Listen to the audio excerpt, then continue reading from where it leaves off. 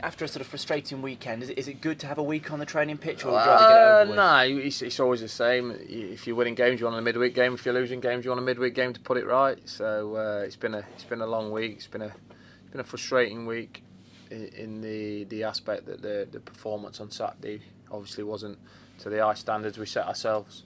So it becomes a long week then. And do you try not to overanalyse it in that situation? I analyse everything. There's always I just mentioned it there, that when you haven't had a run of three defeats, which the performances probably didn't warrant the 3 defeats. When you get that and you're mixed in with a side that's not had a little bad run since last August, sometimes there can be a case of a panic and a knee-jerk reaction into it all, and that can fester through the club.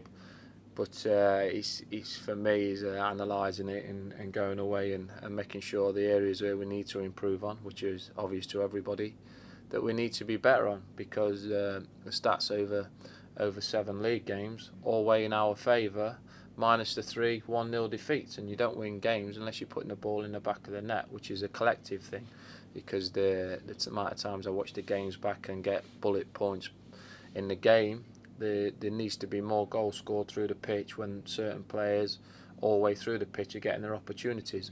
And when even games, as 1 or 2 of the games have been very even, or we've just been edging it, we haven't scored at the time where we've created the best chance. So fine lines, always go on about it, and that's what it is. But there's certainly no overreaction on mine and my players. It's just back to the training ground, working hard in the areas we need to keep trying to improve on, and keeping that focus that we're more than a match for anybody in this league. We ain't afraid of playing anybody.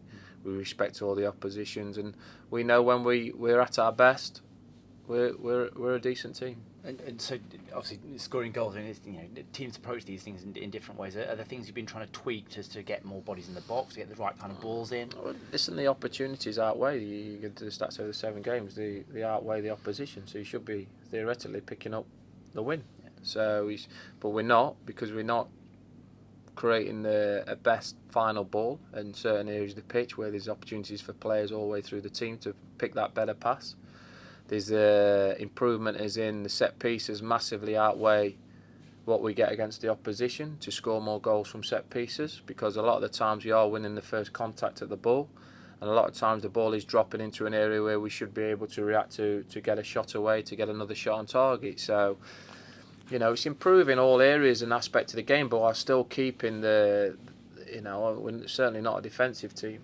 But it's also working the work ethic to be able to go through the team, because if you're conceding no goals or 1 goal a game, by rights you should be picking up plenty of points. We did it very well last year.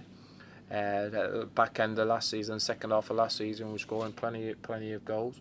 For whatever reason this season, and different reasons, it's just not quite happening for us in the final third at the minute. So with set piece, that has been such a big part of the game, particularly in the lower leagues. Do you think players just know how to be in the right place? Well, we've got the end of them. Listen, we've got the end of them. We've got the target. Yeah. Simple as that. Parksy could have had 4 or 5 goals. Yeah. But is that something that you can coach him, or is it just not? Of course it is. It's like all areas of the football pitch you can work on. Yeah. So we can go out there and do 50 corners, and when players attacking the ball and heading them in the back of the net. So these all areas of the game that we work on all the way through the week, but it's about producing that at Saturday at 3 o'clock, because supporters and everybody comes to the game, sees that 90-minute game on a Saturday. Don't worry, we don't just come in and do 5 sides and just get on with it and have a jolly. We work on all aspects of a game, and certainly as things stand at the minute, there's a massive overload, obviously, on the final third. So we're overloading the work with the players in the final third, because that's the only area we're falling short in all aspects of it. Final ball, set plays, hitting the target, shooting from distance. They're all the areas that we're working on Saturday, and it has to change. And obviously you coach them, but you don't want the players to get it too much in the back of the head. You don't want to spoil the confidence on the back of these 3 defeats. No, but that's mindset, isn't it? Yeah. That's you're working on a different sort of mindset. Mindsets, players have to be mentally strong. That's the game. So they've got to work on the areas in the training ground, gain confidence of doing it right in the training ground, and take that to Saturday. I can't put that in them. It's got to come within. I believe we have got mentally strong players, and we we certainly aren't a million. You analyse the 7 games, we could have certainly had more points on the board, that's for sure. And we've won 3 games as well, and the games we have won, we've won convincingly, albeit 2-1-0. So there's an importance of not to overreact on the situation, to keep working and keep the players believing that that things will soon start to change. The loan window's obviously open again. Any plans for business there? Nothing changes on the recruitment side. What I said in August, I'd like 3 experienced players to come into my squad. Doesn't change. Have you got close any time? Pardon? Have you got close to anyone coming in? Well, listen, I can only put to what I believe that needs happening. Obviously the finances come into play with that. Unless you're putting your hand in your pocket and getting me some money, it's all for budgets. But it doesn't change how I think as a manager. And sometimes it takes a bit of time to be able to do that. But that's it hasn't changed to what I said back in August. I believe we're still 3 players that of an experienced mould of League One, League Two players to come into this group of players would improve immensely. But if that doesn't happen, or when it does happen, we keep working with the lads we've got. We've got some real quality players in the squad, and sometimes it can be a little bit disheartening when you have to come to the media and you guys always want to know what's happening with recruitment policy and whatnot. But imagine my players always listening to me every week saying, well, we need 3 players, we need 3 new players, we need this. So I try and keep it as low key as possible. We're always trying to improve the squad, and players have got to realise as well that it can't keep happening the way things are going in the final third of the pitch. Plymouth this weekend, obviously off to a pretty decent start, and another of the well-supported big teams in this division. Yep, if you look at our first 10 games on paper, you'll realise that we'll potentially played 7 of the fancied teams to finish in the top 7. So it was always going to be a tough start on paper.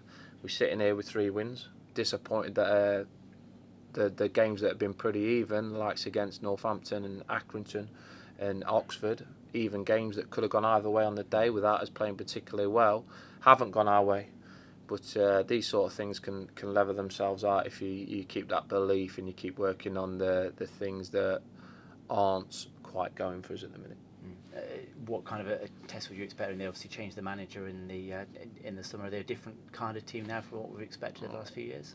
It's going to be a tough test against them, but we don't fear them. We respect them. They've had a decent start, but I've seen a lot of games League Two now. I've watched a lot of League Two games. I've obviously seen the opposition we're playing, and it's all down to fine margins. There's certainly nobody in this league that I'll be thinking, I don't want to play them. We'll play anybody, and if we're at top of our game, we'll be winning a game. For me, it's as simple as that.